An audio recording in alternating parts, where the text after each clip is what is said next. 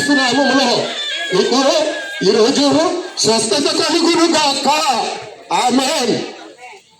కాలము సంపూర్ణమై ఉన్నది, దేవుని రాజ్యం సమీపించుచున్నది కనుక ప్రియులారా, మారు మనసు పొంది పాప క్షమాపణ, తన పాపములను ఒప్పుకుని ఎడల అతను నమ్మదగిన వాడు, నీతిమంతుడు కనుక సమస్త దుర్నీతి నుండి మనందరినీ కూడా ఈరోజు పవిత్రులుగా చేశాడు.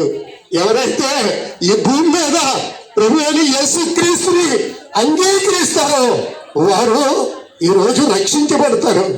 ఎందుకంటే అందరికీ దేవుడు సమాధానకర్త. మరి అతను మహిమాన్వితుడు, పరిశుద్ధుడు, పరిశుద్ధుడు, పరిశుద్ధుడు అని నిత్యము ఈ లోకంలో పరలోకమందు ఆరాధించబడుతున్న తండ్రి కనుక ప్రభు అయిన యేసుక్రీస్తు మాటలు మీరు ఈ రోజు మరి మీరు అంగీకరించారు కనుక మీ ఊరిని, మీ గ్రామాన్ని, ఇక్కడ ఉన్న ప్రజల్ని దేవుడు స్వస్థత కలగజేయును గాక. ఆమేన్. మరి ఈ చిన్న మాటలు మరి దేవుడు దీవించును గాక. ఆమేన్.